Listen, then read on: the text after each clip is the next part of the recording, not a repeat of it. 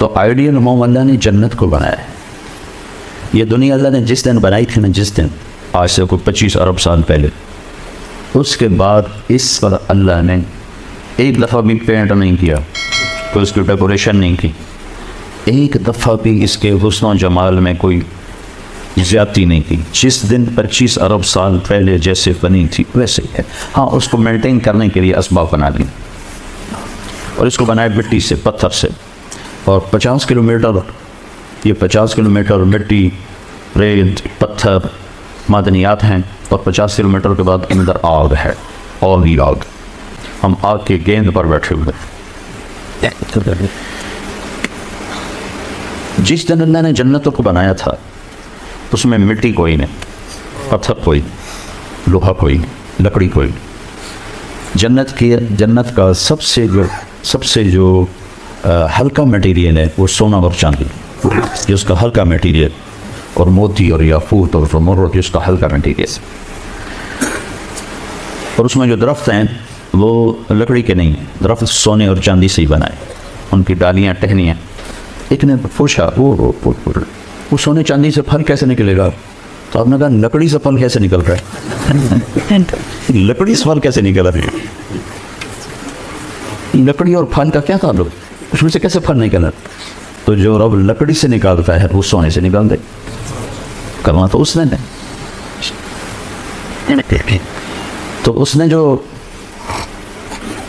اس کو بنایا ہے، تو فرض کرو دنیا کو بنے ہوئے جو سائنسدان کہتے ہیں 25 ارب سال ہوئے ہیں، بگ بینگ 25 ارب سال پہلے تھا، تو اللہ نے اسی وقت جنت بھی بنا دی ہوگی. ہم یہ فرض کر لیتے ہیں، پتہ نہیں کب بنائی، لیکن مخلوق کے بننے کی ابتدا بقول سائنسدانوں کے 25 ارب سال پہلے، اسی وقت ہم جنت کو بھی شمار کر لیتے. اللہ نے اس وقت جنت بھی بنا دی، جہنم بھی بنا دی. جس دن جہنم کو بنایا اس دن سے لے کر آج تک روز اس کو بھڑکاتا ہے.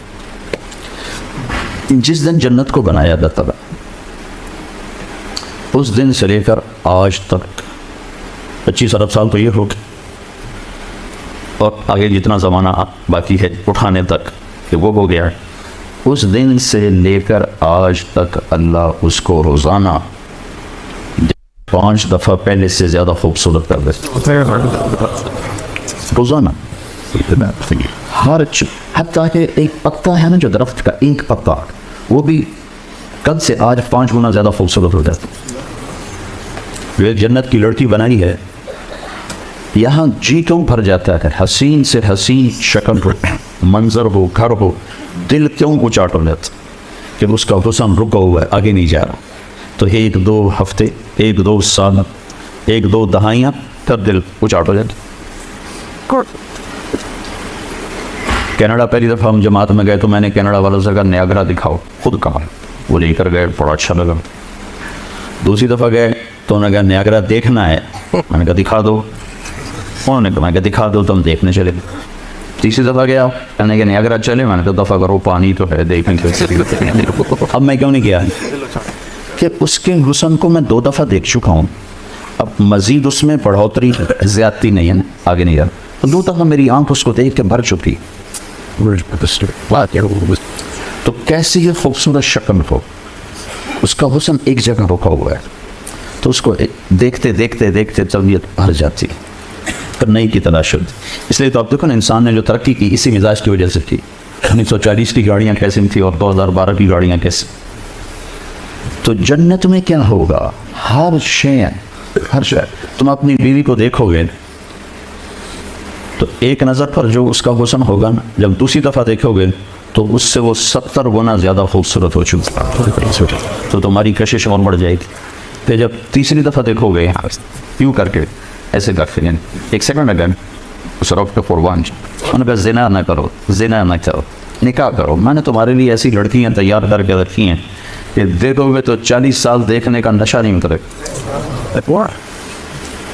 پہلی نظر دیکھے گا جنت کی لڑکی کو تو میرے رب کی عزت کی قسم ہے 40 برس ایسے دیکھتا رہا، آنکھ ایسے بند نہیں کر سکتے، دائیں بائیں نہیں دیکھ سکتے.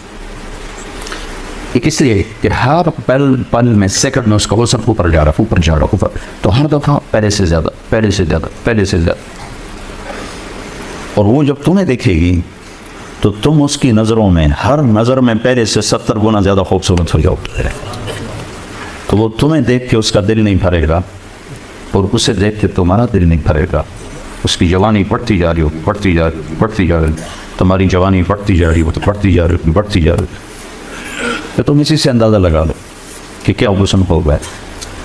یوسف علیہ السلام اللہ کی مخلوق ہیں، مخلوق ہیں.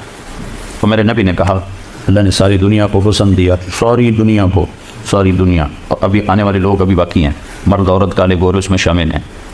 1/4 ہاف، باقی پورا ہاف اللہ نے اکیلے یوسف کو دی. تو کیا شاہکار تھے. تو وہ ایسے رہتے تھے، نقاب رکھتے تھے، فتنے نہ پڑ جاتے. تو یہ میرے رب کی قدرت کا ایک ادنا سا کرشمہ ہے. تو جنت میں اب کیا ہونے والا ہے؟ اللہ اپنے نور میں سے چہرے پر نور ڈالے گا. جو میک اپ ہوگا مرد عورت کا، وہ میک اپ کیا ہوگا؟ اللہ اپنا نور اس کے چہرے پر ڈالے. یہ سورج اللہ کی روشنی کا ادنا سا اندرا سے ہم اس کو دیکھ نہیں سکتے، ڈالے گا. تو پھر چونکہ اللہ کی ذات سے نکلا ہوا وہ حسن ہے، تو پھر وہ بڑھتا ہی جائے گا، بڑھتا ہی جائے گا، بڑھتا ہی جائے گا. عورت کے لیے مرد کا، مرد کے لیے عورت. تو آئیڈیل ہوم اللہ نے آگے بنایا ہے. پھر کتنا ہی مالدار کیوں نہ ہو کہ نیا گھر بنانا ہے تو بنانے میں کتنا دیر لگتی، کتنا وقت لگتا. نیا گھر بناؤ بھائی، اس سے ہمارا دل بھر گیا ہے، نیا بناؤ. 1-2 سال تو چلے گا، 3 سال تو چلے گا. میرے رب کی عزت کی قسم، آپ ایک نظر آپ نے دیکھا اور آپ کو خیال ہے کہ یہ ڈیزائن اب پرانا ہو گیا، نیا ہونا چاہیے. تو آپ کے جملہ پورا ہونے سے پہلے ہر چیز نئی ہو چکی. Ideal home. ایک عورت کتنے ارمانوں سے گھر سجاتی، لیکن میں نے کروڑ پتیوں کی بیویوں کے فون سنے ہیں ہچکیاں لے کر روتے ہوئے کہ ہمارے خامن کا رویہ ٹھیک نہیں، گھر کو آگ لگا. میرے لیے سیٹ کو میں کیا کہوں جب میرے خامن کا بول ہی ٹھیک نہیں. 20 کروڑ کے گھر کو میں کیا کروں جب میرا خامن کا رویہ ٹھیک نہیں. انہوں نے تو آئیڈیل ہوم بنایا تھا، تو اس میں یہ کہاں سے آ گیا؟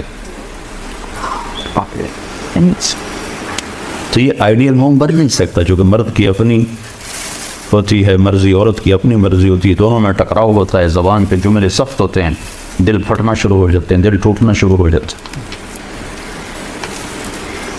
پھر آدمی کا دل چاہتا ہے کہ میری عزت ہو، لوگ مجھے سلام کریں، کوئی میرے آگے ہو، کوئی پیچھے ہو. ایک ہمارا سیاستدان کہنے لگا تمہیں کیا خبر، جب گاڑی پہ جھنڈا لگتا ہے تو آدمی کہاں اڑتا ہے. جھنڈے والی گاڑی ہوئے تو نشہ ہی ہو رہا ہے، جو آدمی کی کمزوری ہے. لیکن یہاں جھنڈے بھی لوگ لگاتے ہیں اور ڈنڈے بھی لگاتے ہیں. جن کو جھنڈے لگا کے دیتے ہیں ان کو ڈنڈے بھی لگاتے ہیں. آپ کو تھوڑا سا پروٹوکول بتاؤں جنت کہ جب اللہ تعالیٰ اہل جنت کو بٹھا دے گا، اپنے میاں بیوی ساتھ بیٹھے ہیں، دروازے کھلیں گے اور آپ کے خادم آئیں گے. تو سب سے چھوٹا جنتی ہے، اس کے 80,000 نوکر ہیں. تو باقیوں کا اندازہ لگاؤ کتنے ہوں گے. سب سے چھوٹے پہ 80,000. اور وہ سب سے آخر میں جہنم سے نکل کر جنت میں آئے. بڑی دیر جہنم کی سزا بھگت کے میرے نبی پہ قربان جاؤں، کیا نظر، کیا علم ہے. آپ نے کہا میں اپنی آنکھوں سے دیکھ رہا ہوں اس کو جہنم سے نکلتے ہوئے. اس کا نام بتایا، اس کا نام ہوگا جوہینہ. اس کا قبیلہ بتایا، اس کا قبیلہ بھی ہوگا جوہینہ. سب سے آخر میں نکلے، مورے کھوتو پتہ نہیں کب نکلے. تو یہ جب جنت میں ہینٹر ہوگا تو 80,000 نوکر اس کو گارڈ آف آنر پیش کرتے. 80,000 اٹھیں گے آقا جی ہمارے سرکار. سورے جنتی پہنچ گئے، آپ نے اتنی دیر لگا. وہ کہے گا شکر کرو میں آ ہی گیا، میں نے بڑے لطر پہ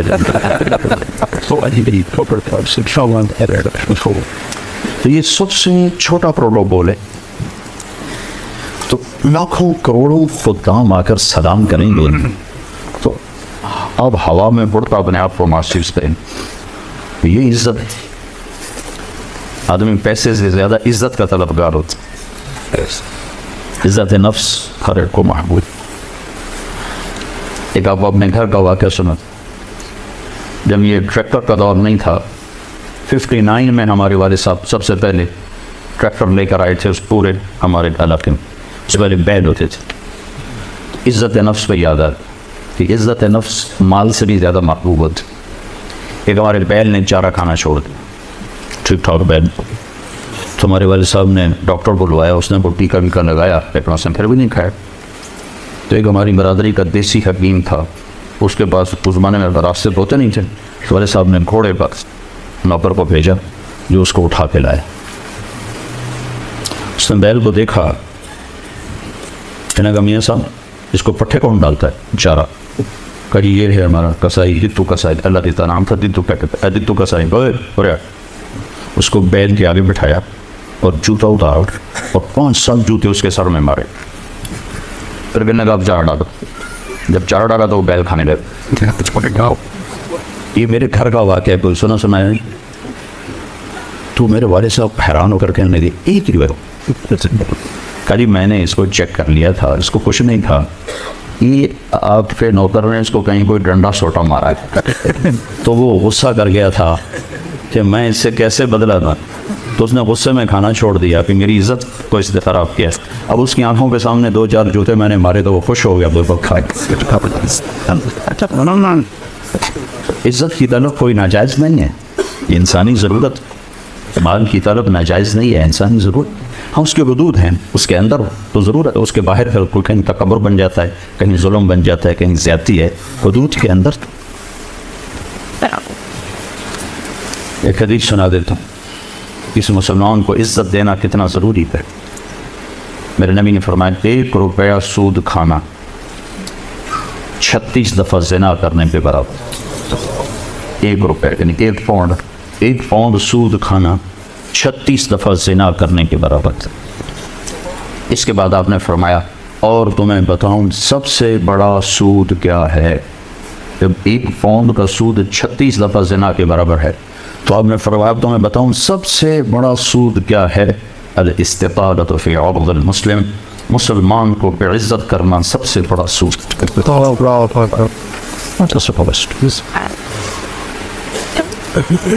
تو نوکر آپ کو روڈ میں بول دیں گے، خوشی ہوگی، جنت سے پڑھ کے خوشی ہو، تو نوکر چلے جائیں گے، پھر اللہ کا اشارہ ہوگا، ٹک ٹک ٹک ٹک ٹک ٹک دروازے کھلیں گے، تو فرشتے آئیں گے، والملائکۃ یدخلون علیہم من کل باب، اب یہ کروڑوں کی تعداد میں آئیں گے، کہیں گے سلام علیکم سلام علیکم سلام علیکم، چاروں طرف سے جب سلام ٹھوکیں گے کہیں گے بھائی تم نورانی مخلوق ہمیں سلام کیوں کر رہے ہو؟ کہیں گے بما صبر، وہ جو آپ نے لندن میں صبر کی زندگی گزاری، یہ اس کے بدلے میں ہمیں اللہ نے راجہ و سلام کہا۔ غفلت کے دیس میں آپ نے بیدار ہو کے زندگی گزاری، اندھیر نگری میں آپ نے اللہ کو سامنے رکھ کے زندگی گزاری، جب چاروں طرف شراب اور زنا عام تھا آپ نے اللہ سے ڈر کے زندگی گزاری۔ سلام سلام سلام، تو فرشتوں پہ سلام ان کو ہوا میں اڑا دے۔ یہ میں پہلے دوبارہ کہہ رہا ہوں کہ عزت نفس، عزت کی طلب بہت بڑی طلب ہوتی ہے، مال سے بھی زیادہ، ڈگریوں سے بھی زیادہ۔ تو فرشتوں کا سلام انہیں ہوا میں اڑا، فرشتے ابھی وہ اس سلام کا مزہ لے رہے ہوں گے کہ فرشتوں نے سلام، اور آئیڈیل ہوم بتا دوں، آئیڈیل ایک دم میرے رب کا عرش ایسے کھلے گا، ایک دم نور بھی نور چھا جائے، تو جب ایسے آنکھیں اٹھا کر دیکھیں گے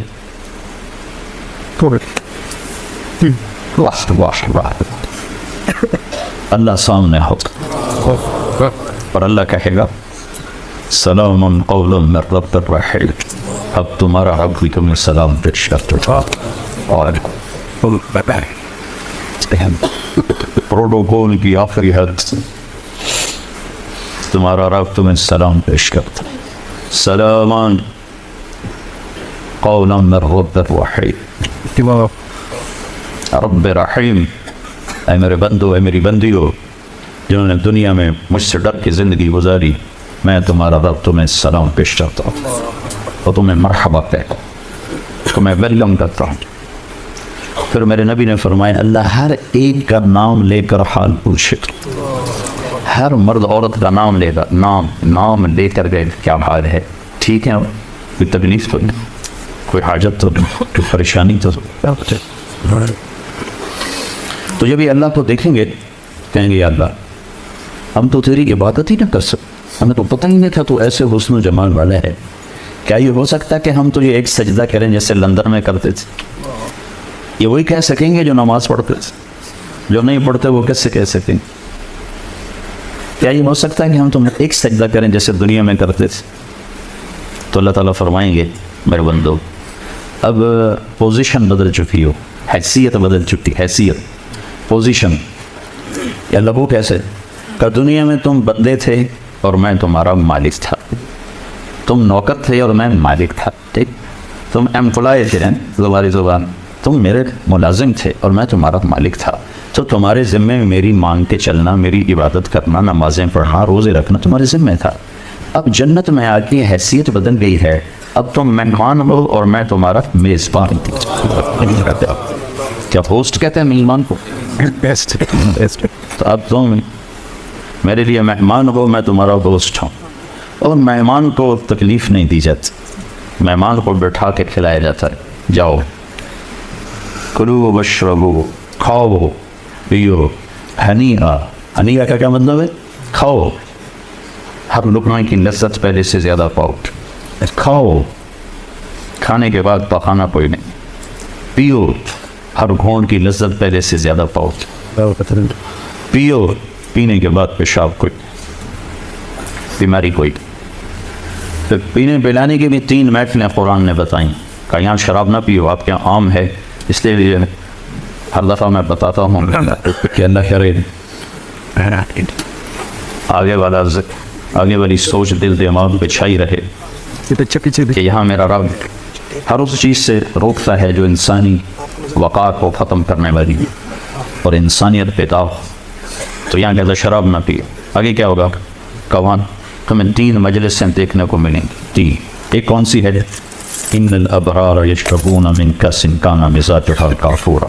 وہاں دیکھو گے نیک بندے بندیاں خود اپنے ہاتھوں سے ڈال کے پی رہے ہوں گے. یہ جنت کا سب سے چھوٹا درجہ ہے، کیسے ڈالیں گے پیئیں گے، ڈالیں گے پیئیں گے. ایک درجہ اس سے اوپر ہے VIP. وہاں کیا ہے؟ وَيُسْقَوْنَ فِيهَا كَأْسًا كَانَ مِزَاجُهَا زَنْجَبِيلًا. وہاں ان کو خدام پلا رہے ہوں، سرونٹس، نوکر، فرشتے نوکر ڈال کے پیش کریں اور سامنے حاضر کریں. یہ ریچ، یہ ریچ، یہ ریچ، یہ ریچ.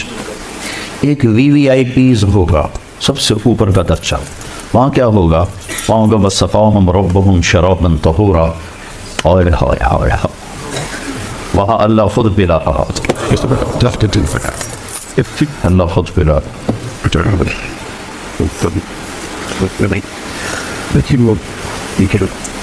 اللہ کے نبی تشریف فرما رہے، ادھر بیٹھے تھے عبداللہ بن عباس، سیدھے ہاتھ، چھوٹی عمر پہ 12 سال. ادھر بیٹھے تھے خالد بن ولید، بڑے سردار سیف اللہ.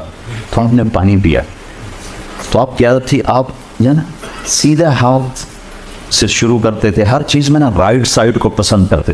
پہلے پاؤں، رائٹ پاؤں میں آپ اپنا جوتے میں اپنا پاؤں ڈالتے. کنگھی کرتے تھے تو پہلے رائٹ سائڈ سے کرتے تھے، پھر لیفٹ سائڈ سے کرتے تھے. داڑھی میں پہلے ادھر سے کرتے تھے، پھر ادھر سے کرتے. ایک مثال دے رہا ہوں. تو آپ کا جی چاہا یہ بچہ ہے میں یہ پانی دوں خالد بن ولید کو جو سردار ہے، لیکن وہ آپ کی مستقل عادت پھر ادھر سے شروع کرنا، ادھر والے کو دینا. تو آپ نے کہا عبداللہ اگر تو اجازت دے تو میں یہ خالد کو دے دوں. یا رسول اللہ کسی اور کا جھوٹا ہوتا تو میں ایثار کرتا. یہ آپ کا جھوٹا ہے، آپ کے ہاتھوں کا، میں کیسے کسی اور کو دیتا؟ یہ تو آپ کے ہاتھوں کا ہے، میں نہیں کسی کو دیتا، مجھے ہی دیں آپ. تو جب اللہ اپنے ہاتھوں سے دے گا تو کیا ہوگا؟ اللہ کے رسول کے ہاتھ کا دیو کی خوشی ہو رہی.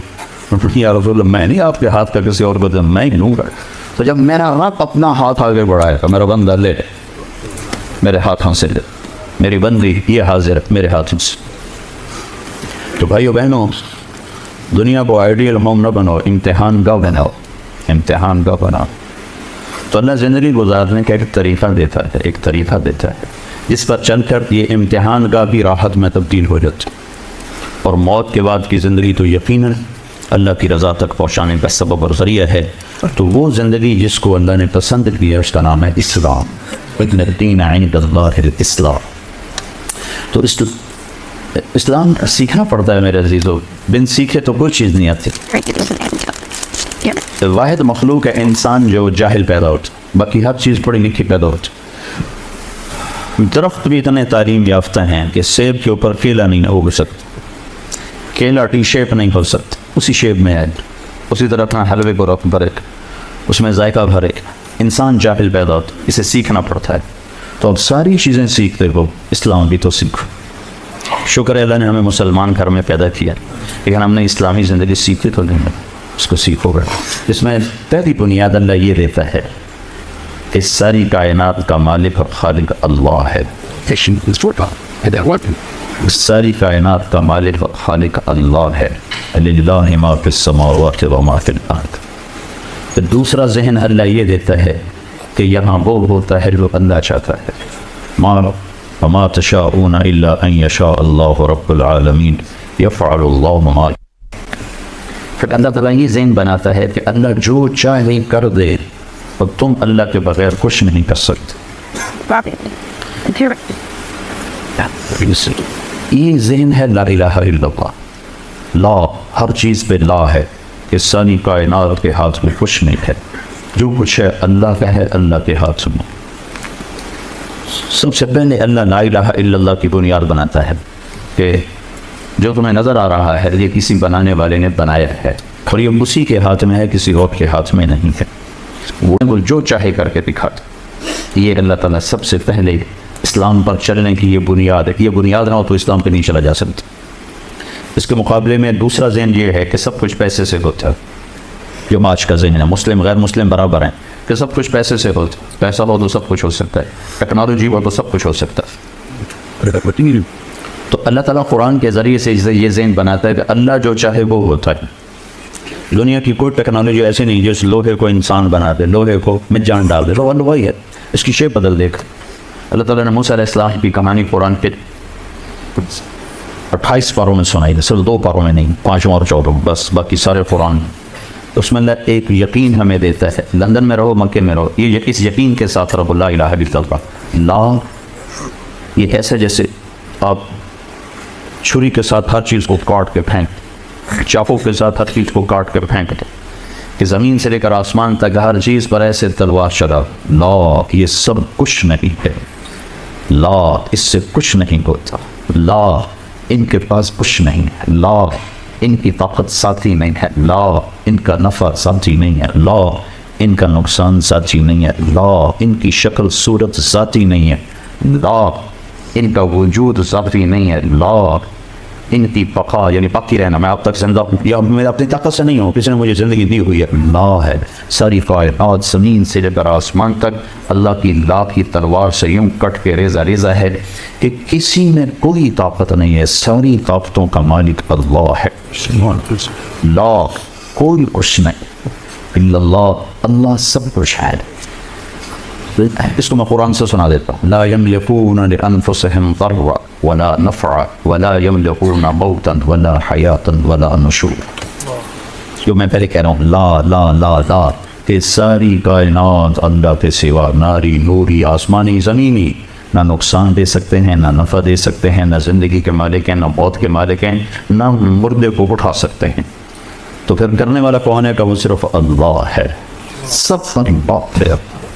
جو لا کہا وہ لا ہوا، وہ لا بھی اس میں لا ہوا، جز لا ہوا، کل لا ہوا، پھر کیا ہوا؟ اللہ ہوا.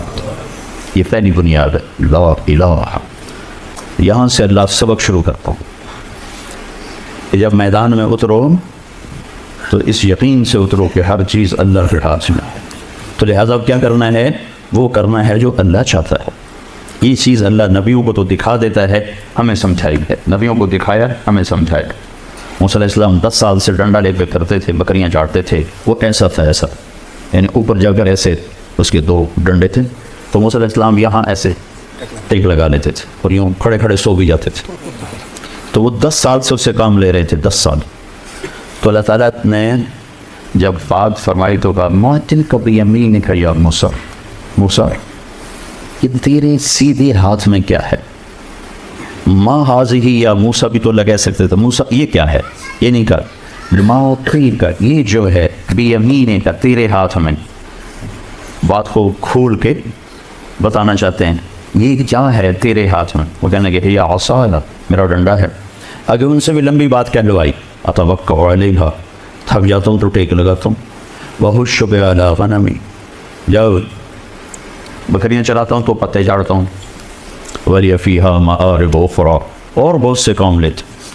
ہمارے یہاں پٹھان چادر رکھتے ہیں, اس کو وہ ٹوائلٹ بھی بنا دیتے ہیں, بستر بھی بنا دیتے ہیں, سرانہ بھی بنا دیتے ہیں, مصلی بھی بنا دیتے ہیں. تمہارا تو کلچر اب ہے نہیں تو تمہیں سمجھ میں نہیں آئے گا. انہوں نے کہا بے شمار کام لے رہا ہوں. تو اللہ نے کہا اچھا القیہا, ڈال دو, ڈال دو. فالقاها, ڈال دی.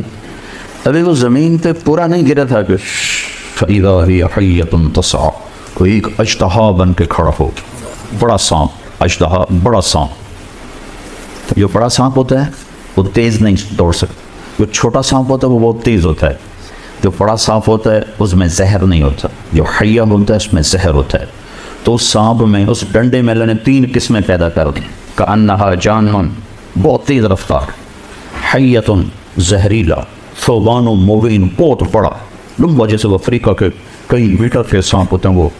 تو موسیٰ علیہ السلام حیران پریشان. تو اس نے جب یوں منہ کھولا, موسیٰ علیہ السلام نے لگائی دوڑ, وَلَّا مُدْبِرًا وَلَمْ يُعَقِّبْ, بھاگے. ایسا اللہ بڑا ہنسا ہوگا کہ اللہ نے وہ جان بتائی. کہا میرا موسیٰ ایسے بھاگا کہ پیچھے مڑ کے ہی نہیں دیکھا. پیچھے مڑ کے پتہ کیوں نہیں دیکھا؟ کہ پیچھے مڑ کے دیکھنے سے رفتار ٹوٹ جاتے. تو ان کو ڈرتا کہ سانپ لے نہ جائے, میں جان بچا موسیٰ. اب یہ وہ کر رہے ہیں جو انہوں نے آنکھوں سے دیکھا ہے کہ ڈنڈے سے نفع ہوتا ہے, سانپ سے جان جاتی ہے. اللہ یہ سمجھانا چاہتے ہیں موسیٰ, نفع نقصان کا مالک تیرا اللہ ہے.